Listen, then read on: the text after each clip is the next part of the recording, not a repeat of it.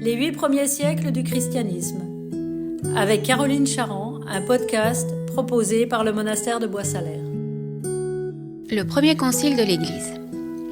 Dans la Syrie antique, à 400 km au nord de Damas, la ville d'Antioche s'étire de toute sa longueur sur la rive gauche du fleuve Oronte.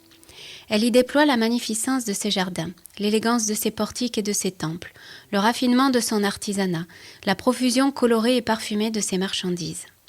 C'est en effet vers elle que convergent depuis l'Orient les grandes voies caravanières qui acheminent les produits de luxe si prisés par les riches habitants de l'Empire romain. Poivres et épices de l'Inde, coton du Pendjab, parfums, onguents, pierres précieuses d'Asie centrale et de Mésopotamie, sans oublier la soie de la lointaine Chine. Antioche se situe également sur la route principale qui relie du nord au sud la mer Noire et les provinces d'Asie mineure à la péninsule arabique et à l'Égypte, tandis qu'à l'ouest, son avant-port, à une vingtaine de kilomètres de la ville, l'ouvre sur tout le bassin méditerranéen. Carrefour de routes terrestres et maritimes, l'hellénique Antioche rayonne aussi dans l'Orient grâce à la réputation de ses sources curatives et au prestige de l'oracle d'un de ses temples dédié à Apollon. Ce n'est pas sans raison que la cité, ancienne capitale royale, est au 1er siècle de notre ère la capitale de la riche province romaine d'Orient et la 3e ou 4e ville de l'Empire, après Rome, la capitale, Alexandrie en Égypte et à quasi-parité avec Carthage, qui se trouve à l'emplacement de l'actuel Tunis. Dans ces circonstances, il n'est pas non plus surprenant qu'Antioche attire la venue des messagers du Christ et qu'elle en vienne, dans le monde chrétien naissant, à occuper une place de premier rang.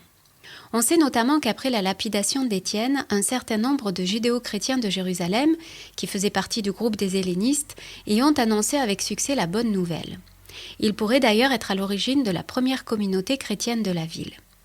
Celle-ci, si l'on se fie aux actes des apôtres, s'illustre vite par sa ferveur et sa rapide croissance, au point que les 12 et l'église mère de Jérusalem y délèguent l'apôtre Barnabé, un homme droit et rempli d'Esprit Saint, dit-on de lui. Barnabé est un juif de la diaspora, un lévite originaire de Chypre. Il s'adjoint un autre juif de la diaspora, Paul, pharisien de la ville de Tarse en Asie mineure. À cette époque, Paul a déjà été reçu parmi les apôtres, grâce d'ailleurs à Barnabé.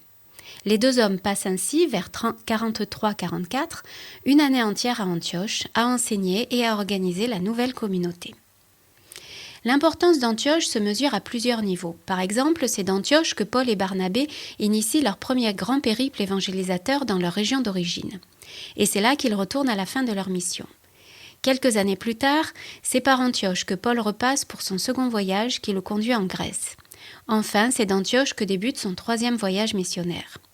Pour Paul, Antioche apparaît comme un point d'ancrage fort et un centre d'expansion de son activité apostolique. Tel est aussi le rôle que, de manière générale, la cité jouera pendant longtemps dans la diffusion de la foi chrétienne pour toute la partie orientale de l'Empire. C'est aussi à Antioche, et peut-être au début de la période d'évangélisation, que les convertis à la foi chrétienne reçoivent un nom distinctif. Ils sont appelés chrétiens, c'est-à-dire ceux de Christ. On ignore l'origine de cette nouvelle dénomination. Certains historiens estiment qu'il aurait été donné par les Romains à cette nouvelle catégorie de Juifs qui se réclament du Christ. Cela indiquerait donc que dès les années 40, les chrétiens avaient acquis à Antioche une visibilité suffisante pour être clairement identifiés par un observateur extérieur. En l'occurrence les Romains, qui, méconnaissant la signification du terme, croyaient que Christ était le nom de leur chef. D'autres pensent cependant qu'il est à cette date trop tôt pour que les chrétiens aient pu être à ce point distingués des Juifs depuis l'extérieur. Dans tous les cas, ce nouveau nom exprime une identité en cours d'élaboration. À l'image de la ville, la communauté d'Antioche est dès le début fortement hellénisée. Comme les autres communautés chrétiennes fondées hors de Palestine, elle est mixte, composée de Juifs et de gentils convertis. Cette coexistence ne semble pas avoir posé problème en interne. Les judéo-chrétiens, à commencer par Paul et Barnabé, partagent avec les Juifs leur repas et ne font pas de l'observance de la loi un motif de séparation. La polémique sur la conversion au judaïsme des gentils qui ont adhéré à la foi chrétienne, et en particulier la question de leur circoncision, vient d'ailleurs. Elle vient de Jérusalem.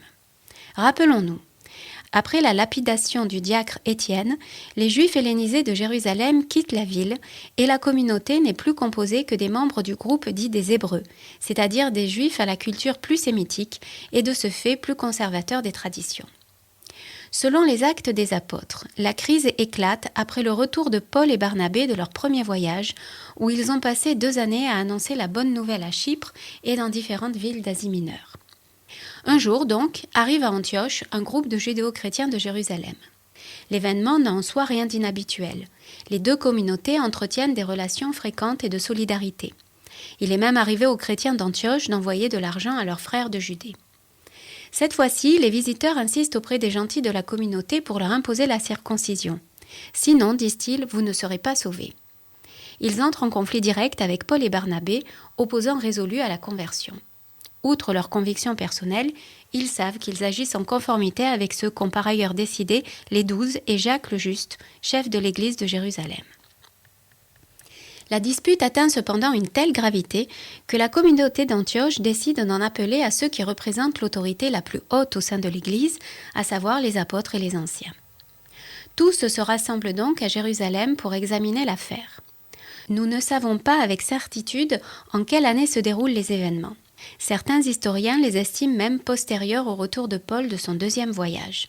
Mais on admet communément que la réunion a lieu entre 49 et 52. Les Actes des Apôtres en décrivent le déroulement. Paul et Barnabé sont présents, de même que leurs contradicteurs. Les discussions sont vives. 2 personnalités dominent les débats. Pierre, coryphée des apôtres, et Jacques le Juste. Le premier, Pierre, défend l'idée que Dieu lui-même n'a pas fait de différence entre les Juifs et les gentils, puisqu'il a accordé à ceux-ci de croire à l'Évangile sans être circoncis. Le second, Jacques, pourtant un observant rigoureux de la loi, abonde dans le sens de Pierre en s'appuyant sur les Écritures et préconise quelques règles que les chrétiens d'origine non juive auront désormais à respecter afin de permettre à l'ensemble des convertis de se retrouver sur des pratiques communes. Ces règles sont ne pas commettre d'actes d'idolâtrie, en particulier ne pas consommer de viandes immolées aux dieux, ne pas commettre d'immoralité, le terme désignant ici les mariages consanguins considérés comme incestueux par la loi juive, s'abstenir de la chair d'animaux qui n'auraient pas été abattus rituellement et ne pas verser de sang. Les participants s'y rallient à l'unanimité. Ils font part de leurs décisions par lettre à la communauté d'Antioche, mais aussi à d'autres qui se trouvent en Syrie et dans la région limitrophe de la Cilicie, au sud de la péninsule de l'Asie mineure. Ce qui montre que la crise ne se limitait pas à la seule église antiochienne. Dans plusieurs endroits où se sont créées des communautés, des groupes de judéo-chrétiens traditionalistes font pression sur les non-juifs dans le but de leur imposer la circoncision. L'Assemblée de Jérusalem, dans son message, désavoue fermement leurs agissements. Cette assemblée est traditionnellement considérée comme le tout premier concile de l'Église. En effet, pour la première fois confrontés à une difficulté qui divise l'Église entière, ceux qui détiennent l'autorité et sont les garants de la foi se réunissent pour discuter, délibérer et prendre en commun, à l'unanimité même, une décision qui vaut ensuite pour l'ensemble des communautés. Cette manière de faire servira de modèle de référence pour les conciles ultérieurs dans l'Église antique. En particulier, la formulation que les apôtres emploient dans leurs lettres et qui sera systématiquement reprise, « l'Église saint et nous-mêmes avons décidé ». Les choses sont désormais clarifiées. L'ouverture sur les nations est assumée, les judéo-chrétiens qui veulent maintenir la foi chrétienne dans son cadre culturel et religieux d'origine n'incarnent pas la voie dans laquelle s'engage officiellement la nouvelle Église. Dans les faits pourtant, le désaccord perdure. Plusieurs années plus tard, Paul continue dans ses lettres à encourager les gentils à résister à ceux qui cherchent à les convaincre de se faire circoncire. Ne nous en étonnons pas. Il s'agit ici d'une question profonde concernant l'identité aussi bien de la foi juive que de la foi chrétienne. L'enjeu est par ailleurs exacerbé par un contexte politique devenu en Palestine de plus en plus explosif. En effet, au cours des décennies 40, 50 et 60, l'hostilité juive contre l'occupation romaine ne cesse de croître. L'augmentation des impôts, les nombreuses exactions de la part des autorités étrangères comme des publicains, les percepteurs d'impôts, rendent le peuple très sensible aux discours belliqueux et aux revendications nationalistes que propagent certains groupes radicaux comme les Zélotes. Les Juifs de Jérusalem ont ainsi tendance à se raidir dans une défense agressive de leur identité religieuse et ethnique, ce qui bien sûr attise en retour les divisions religieuses. On peut donc aussi comprendre la décision des responsables de l'Église au Concile de Jérusalem comme la volonté de se dissocier d'avec le particularisme juif, qu'il soit nationaliste ou religieux.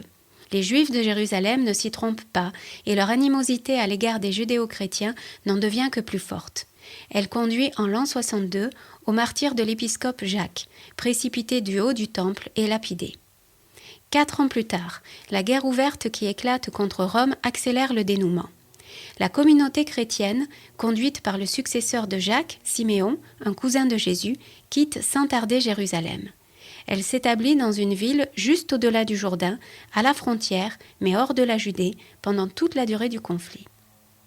Celui-ci a des conséquences dramatiques pour Israël. Le temple, majestueux symbole identitaire, est détruit en 70. Puis, après la défaite des insurgés en 73, la majeure partie des Juifs est expulsée de Palestine.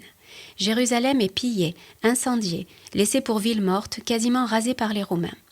Elle ne sera reconstruite que plus de 50 ans plus tard, comme simple colonie romaine. Les vainqueurs lui ôtent même son nom millénaire et la rebaptisent Aelia Capitolina.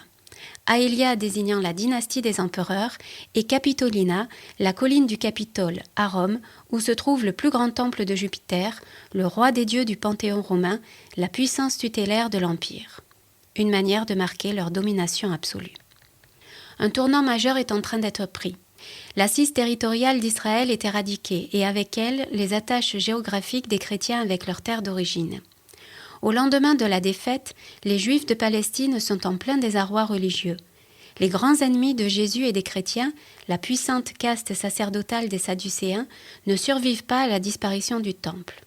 La religion juive se recentre douloureusement autour des maîtres pharisiens, les rabbins, pour qui les judéo-chrétiens, dans leur entêtement à renoncer aux pratiques traditionnelles de leur père, sont responsables de la colère de Dieu à l'encontre d'Israël. La séparation des chrétiens d'avec les juifs est désormais actée. Les judéo-chrétiens qui s'efforçaient de maintenir la foi chrétienne au sein des pratiques juives sont marginalisés de part et d'autre. Un demi-siècle à peine après la résurrection, le contexte général dans lequel se trouvent les chrétiens s'est profondément modifié. Quel aspect présente-t-il à la fin du 1er siècle ? C'est ce que nous découvrirons la prochaine fois.